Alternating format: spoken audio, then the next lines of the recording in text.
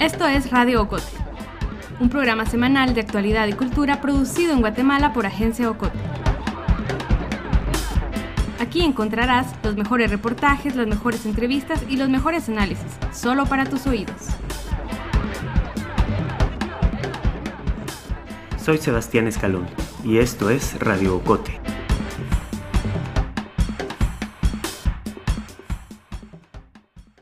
No te preocupes, mi vida, ya vienen tiempos mejores. Ya apareció Mario Estrada y su ruedita de colores. El 17 de abril, Mario Estrada, el candidato presidencial por el partido Unión del Cambio Nacional, fue capturado en Miami y ahora enfrenta cargos relacionados con narcotráfico en una corte de Nueva York. Para lograr esta captura, la agencia antidrogas americana, la DEA, montó una operación que parece haber sido imaginada por el guionista de una serie de televisión. Con suma paciencia, 2 agentes encubiertos de la DEA lograron acercarse al candidato, ganar su confianza y convencerle de que eran miembros del cartel de Sinaloa. Se reunieron con él varias veces en Guatemala y en Miami lo recibieron a bordo de un yate, como si fueran auténticos capos.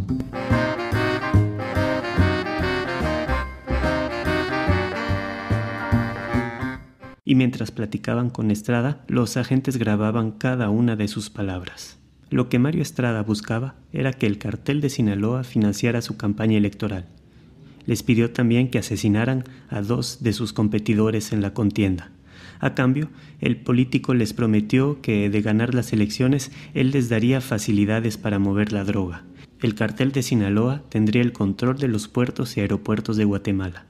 A través de los ministros de Gobernación y de Defensa, tendrían a su servicio a la policía y al ejército.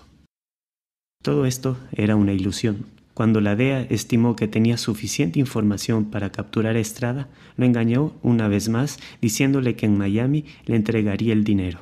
Y una vez fuera de Guatemala, la trampa se cerró sobre el político.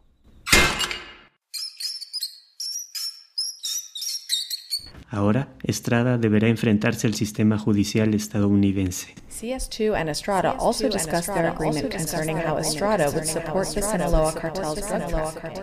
Desde su captura, el caso se ha vuelto más complejo. Nos enteramos que el presidente Jimmy Morales, algunos diputados y algunos ministros como Alfonso Alonso se reunieron con Mario Estrada en su finca. De boca de Jimmy Morales sabemos qué comieron ese día. Gallina en crema con loroco. Lo que no sabemos es de qué platicaron. Lo preocupante de esa reunión es que en esos mismos días, Estrada negociaba con los falsos narcos la entrega de Guatemala al cártel de Sinaloa y el asesinato de los candidatos. Nos enteramos también de que el candidato gozaba con la protección de 9 agentes de la Policía Nacional Civil. Lo cierto es que la UCN está integrada por figuras destacadas del mundo de la corrupción.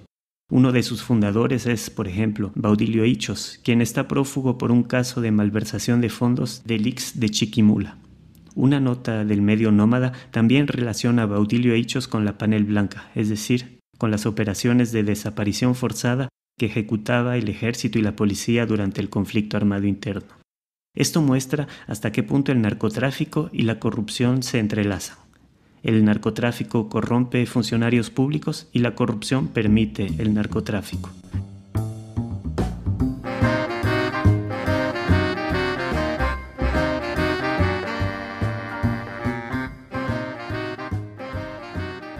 Yuli López es periodista independiente y experta en temas de narcotráfico.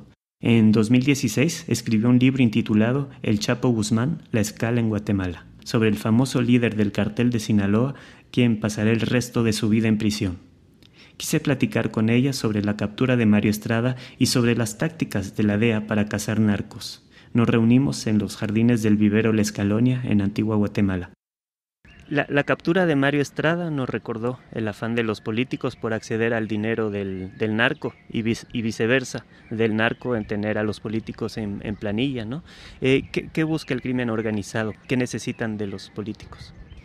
Básicamente el crimen organizado, en particular el narcotráfico, lo que busca es tener acceso al poder que tiene el control sobre los accesos en determinado territorio, ¿verdad? Esto incluye fronteras, aunque muchos usan puntos ciegos, ¿verdad? Entonces no requieren el tema de las autoridades, pero sí necesitan cierta seguridad o garantía de seguridad mientras trasladan o mueven la droga en un territorio en particular.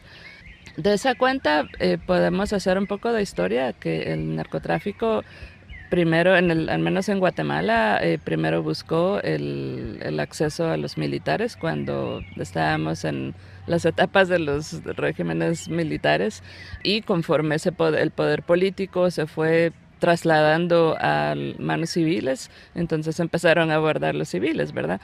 Yo no dudo que pues cuando se hacía la pantomima de las elecciones o elecciones en serio, cuando había un gobierno militar, que también se acercaban a los candidatos, ¿verdad? Pero bueno, el tema era que tener acceso a las autoridades que estuvieran ya en el ejercicio de sus cargos y que les pudieran facilitar el traslado en el territorio.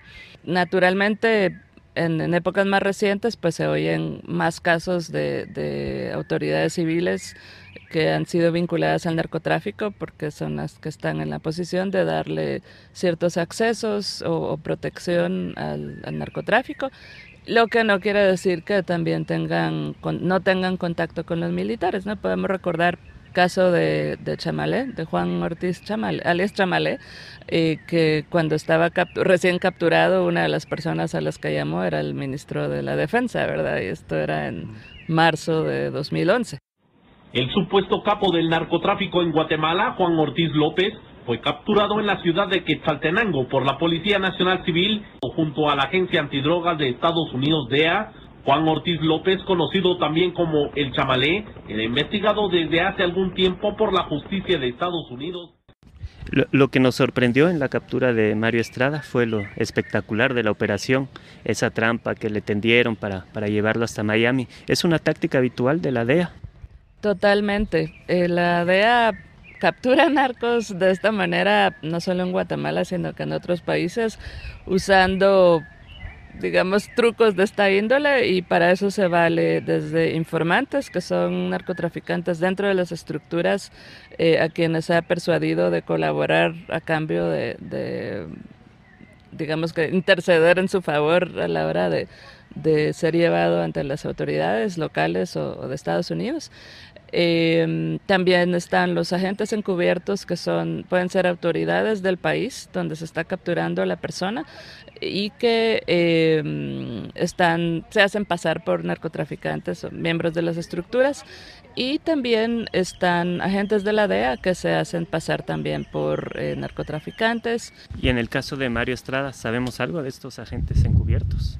Según el documento que se entrega a la Corte para solicitar la captura, la descripción que se hace de ellos es de miembros de las fuerzas de seguridad, en este caso de Guatemala, que estaban trabajando en forma encubierta con la DEA, uno desde 2008 y otro desde 2016. ¿Esto qué significa? Que no estaban trabajando de forma encubierta específicamente para el caso de Mario Estrada.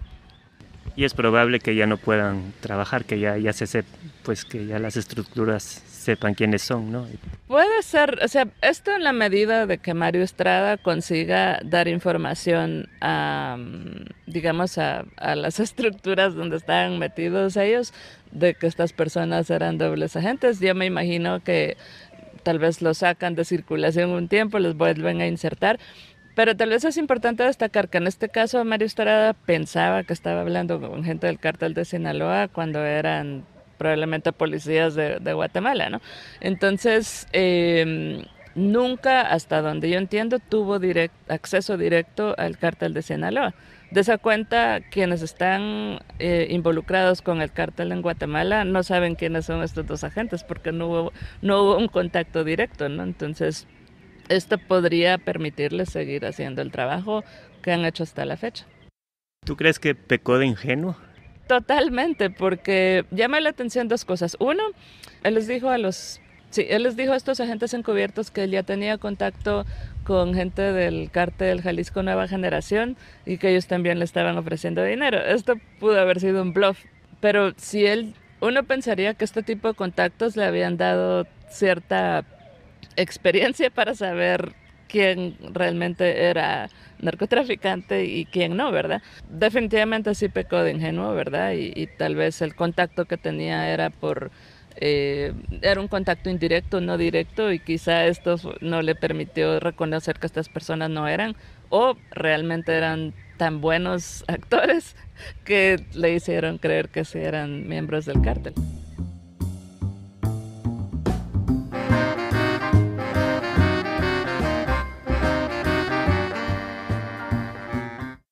Y luego el caso se complica con esa visita de la que se supo de Jimmy Morales al propio Mario Estrada, la famosa gallina en crema, etc. Jimmy Morales tenía que saber quién era Mario Estrada, ¿no? Porque eso era algo bastante conocido. Todos hacen inteligencia de quién está en qué. Entonces uno pensaría que la gente que rodea o los asesores que rodean a Jimmy Morales tendrían que haberle indicado cuál era la jugada, ¿no? Cuando yo anduve de candidato y cuando anduve como actor, precisamente uno de los platos exquisitos de Jalapa es la gallina en crema con loroco. Y él me insistió que lo pudiese acompañar en su casa y un día fuimos y le dije con mucho gusto. Acepté la invitación y hasta ahí usted puede encontrar la relación conmigo. Naturalmente ninguno de nosotros puede tener garantía del asunto a menos que haya evidencia contundente del tema. Uno pensaría que tienen inteligencia de las personas con quienes se reúnen. ¿No hubiera sido más fácil para la DEA simplemente pedir la captura de Mario Estrada y luego su extradición, como se ha visto en otros casos de grandes capos? ¿Crees que eso marca alguna desconfianza de la DEA hacia las autoridades guatemaltecas? Pues no creo que es asunto de desconfianza, sino que algo totalmente comprobado. O sea, se ha visto que la captura y extradición de narcotraficantes en Guatemala no sucede en un tiempo express, ¿verdad? A menos que la persona siendo extraditada aprueba su extradición y entonces sale en asunto de meses, ¿verdad? Pero lo podemos ver con casos antiguos como el de este señor Vargas, el exalcalde de Zacapa, que fue capturado en 1990 y fue extraditado hasta el 92. Lo vemos con Arnoldo Vargas, lo vemos con casos más recientes de los Lorenzana, el papá y uno de los hermanos, Eliu Lorenzana Cordón, que fueron capturados en 2011, uno en abril y el otro en noviembre. Y los extraditan uno hasta 2014 y el otro creo que hasta 2015.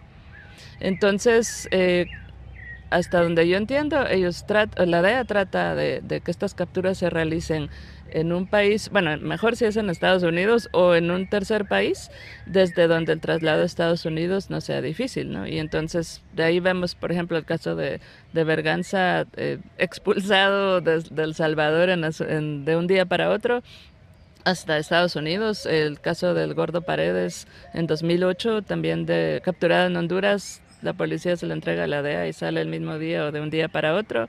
Y el caso de Otoniel Turcios Marroquín, capturado en Belice y llevado a Estados Unidos en asunto de días en 2010, octubre de 2010. Entonces, no hay duda, o sea, no es desconfianza, o sea, está comprobado que si los capturan aquí, a menos que el tipo no quiera ser extraditado o la mujer no quiera ser extraditada, van a esperar por lo menos 2, 3, 4 años para la extradición.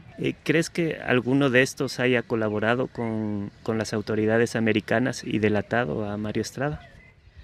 Es difícil saber, ¿no? Sin los papeles en la mano, ¿no? Y uno solo puede hacer elucubraciones, ¿no? Pero, por ejemplo, si tomamos una publicación del periódico, ¿no?, que mencionó que Marjorie Chacón tenía contacto con Mario Estrada, si esto es cierto, no sería descartable que Marjorie Chacón hubiera colaborado. La Corte Federal de Miami fue el lugar donde la narcotraficante guatemalteca Marjorie Chacón Russell recibió su sentencia. Sin embargo, por un acuerdo judicial no fue revelada la duración de la condena. Trascendió que la condena podría haber sido negociada por petición de la defensa debido a la información entregada a las autoridades por la llamada Reina del Sur.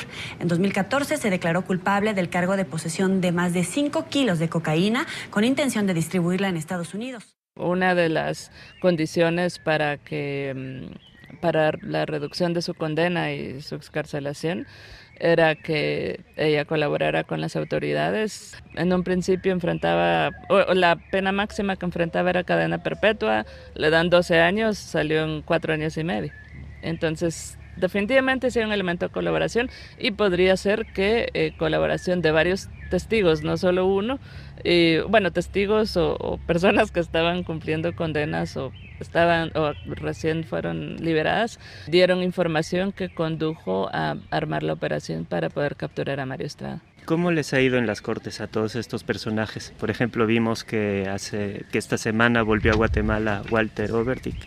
Entonces, pues parece que no los saca completamente de circulación el haber sido extraditados a Estados Unidos. No, en lo absoluto. O sea, por ejemplo, Otoniel Turcio es marroquí. Enfrentaba la misma acusación que Jorge Mario El Gordo Paredes. Paredes se declara no culpable y por eso va a juicio. Lo sentenciaron a 31 años de cárcel. Luego, por una modificación legal, le hicieron un descuento y enfrenta 21 años de cárcel. Pero Turcios, habían varios documentos sellados, pero era evidente que estaba colaborando porque no fue a juicio. Permaneció 5 años en una cárcel preventiva en Nueva York y después lo devolvieron a Guatemala.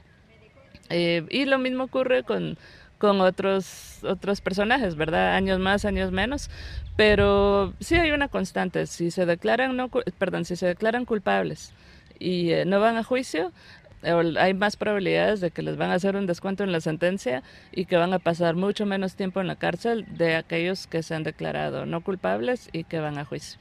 Quien dice y asegura que Juan Ortiz ya murió,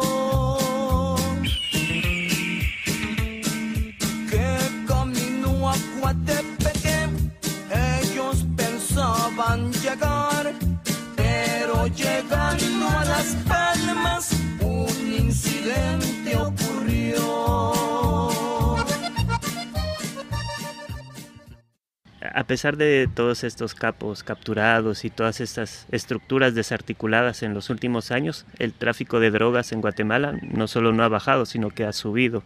Entonces, ¿cuál es el punto de esta guerra contra el narcotráfico? ¿Para qué seguir peleándolo? Tal vez esto es de cajón, pero es cierto.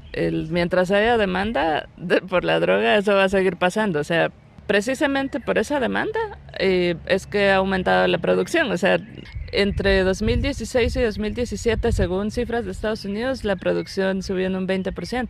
Y podemos ver otros números. De 2009 a 2017, sí, el traslado de droga, o lo que presume Estados Unidos o estima que Estados Unidos que pasa de cocaína por Guatemala, subió en más de un 400%. O sea, estamos hablando de 300 toneladas que asumían ellos o estimaban ellos que pasaban por Guatemala en 2009 a 1.400 toneladas en 2017. Wow. Pero lo más patético es que si vamos a las incautaciones, aunque han aumentado y no se le quita el mérito a las autoridades que están incautando, pero ese es solo el 2% de lo que se estima que pasa por el país. O sea, es como quitarle un pelo a un gato, ¿verdad? O sea, y la otra cosa, este ex jefe de operaciones internacionales de la DEA, que se llama Mike Vigil, él dice, y creo que es muy cierto, el narcotráfico no existiría sin la corrupción. Mientras siga habiendo demanda y mientras haya corrupción en las fuerzas de seguridad, civiles o militares, el narcotráfico va a seguir. Y es el mismo principio de quien pensaba o quienes pensaban que cazando y matando a Bin Laden se iba a acabar el terrorismo. Mentira, es lo mismo con el narcotráfico. Eso es una cuestión de mucha plata. Sí, son guerras eternas que no se pueden ganar, ¿verdad? Entonces no se va a acabar con unas extradiciones, con unas capturas y extradiciones, de que se tiene que seguir haciendo algo de plano. Pero mientras haya demanda y mientras haya corrupción, esto va a seguir. Julie López es periodista independiente especializada en temas de narcotráfico y es la autora del libro El Chapo Guzmán, la escala en Guatemala.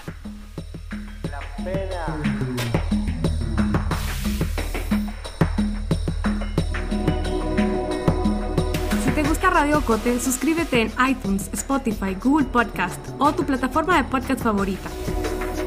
Síguenos en las redes sociales de Agencia Ocote y busca nuestros contenidos en la página web agenciaocote.com.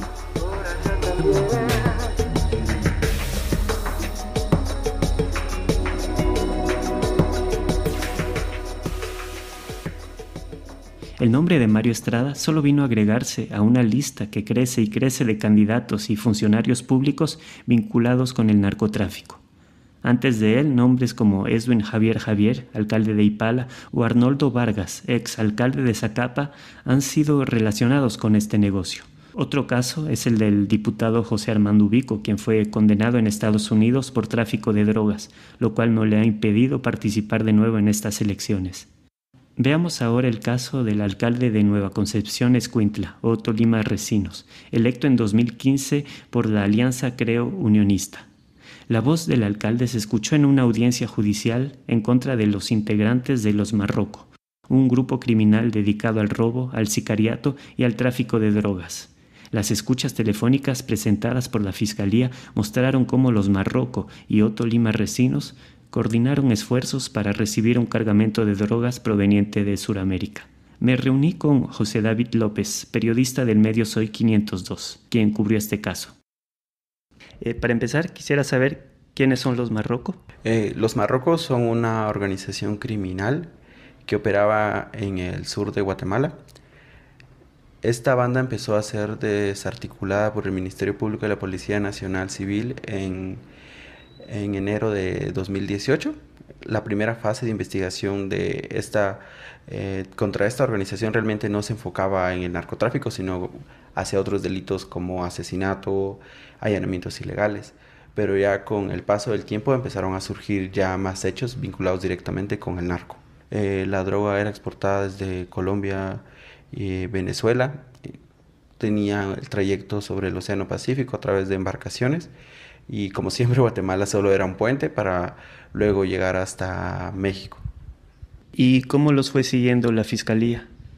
Pues bueno, la Fiscalía al inicio empieza únicamente a través de escuchas telefónicas contra varios integrantes de esta organización criminal. Pero como la estructura era tan grande, se empiezan a llegar a varios personajes, a otros actores involucrados. Y poco a poco es que se llega hasta funcionarios públicos. En diciembre se capturan únicamente personas que están vinculadas tanto a Los Marrocos como a un grupo que está liderado, según las investigaciones, con el alcalde de Nueva Concepción, Otto Lima Recinos. Una supuesta relación con la banda de narcotraficantes Los Marrocos es uno de los motivos por los cuales el Ministerio Público quiere investigar al alcalde de Nueva Concepción, Escuintla.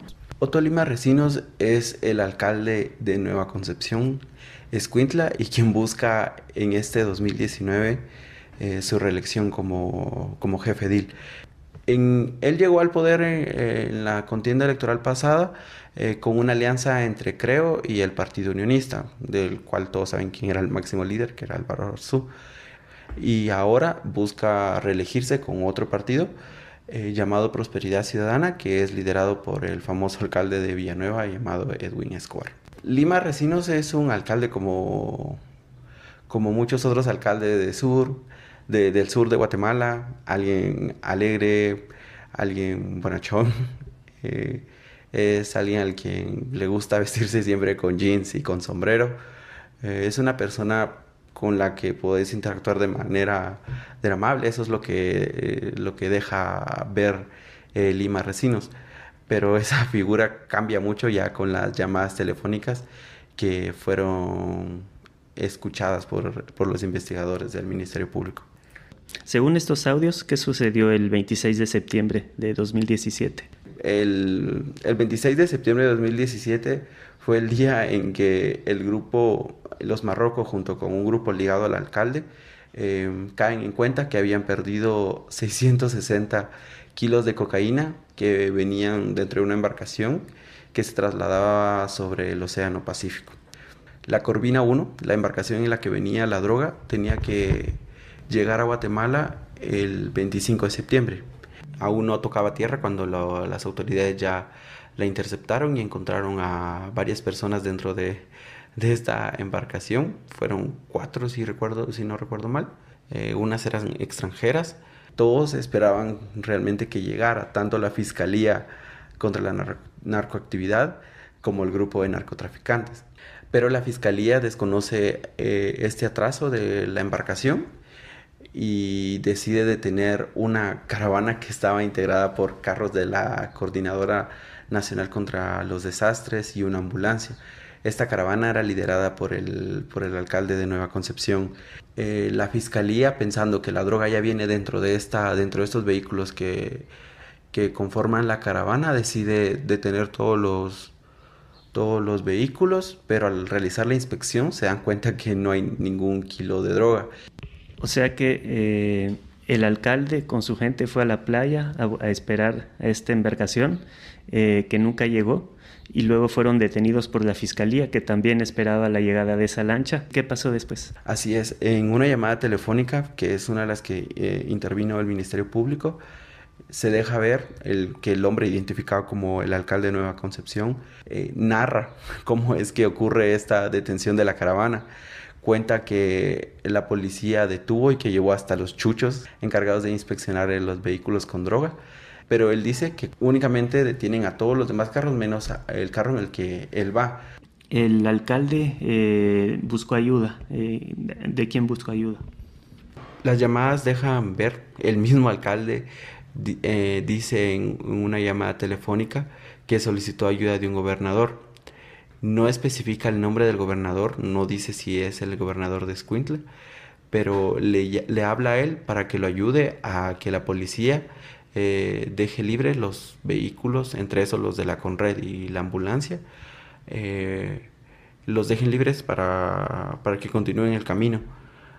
Pero en esa llamada él mismo menciona que el gobernador no quiso ayudarlos. Que soy el alcalde de la Nueva Concepción y quiero decirle a todo Guatemala también de que no es como los noticieros dicen fue un chantaje que levantaron. La verdad es un chantaje de que me están metiendo con el narco. Eso es pura mentira, es una falsedad. Me están molestando, me están dañando a mí mismo, mi físico, todo eso me hace daño a esa gran mentira que están difamando, están arruinando todo lo que es nuestra feria, están arruinando todo lo que es de nuestro municipio. La Fiscalía parece tener suficiente información como para capturar a Otolima Recinos o al menos para ponerle un antejuicio. ¿Ese ha sido el caso? Sí, en este caso se conoce un antejuicio, hay un proceso que está en marcha, pero realmente los tiempos judiciales en Guatemala son largos y hasta el momento no ha avanzado hasta principios de mayo de 2019. El caso aún estaba pendiente de que sea conocido por la Sala de Apelaciones que decidirá si el alcalde debe quedarse sin inmunidad. ¿Por qué el Tribunal Supremo Electoral aceptó la candidatura de un político sobre el cual pesan estas acusaciones?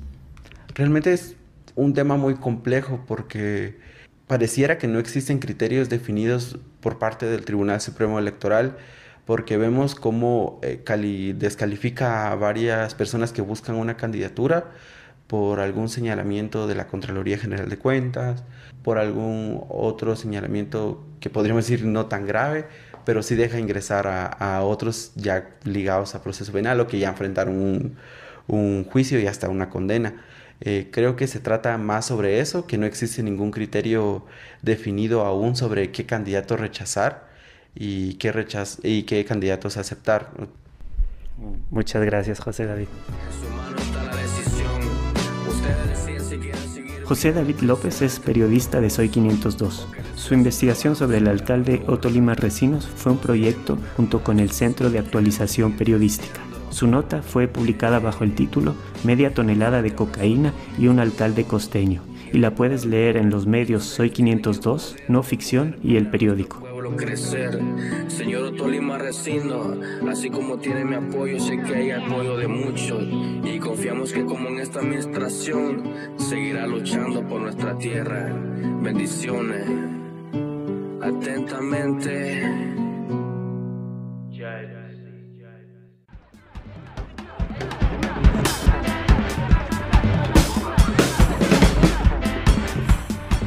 Esto ha sido todo por hoy. Regresaremos con más la próxima semana.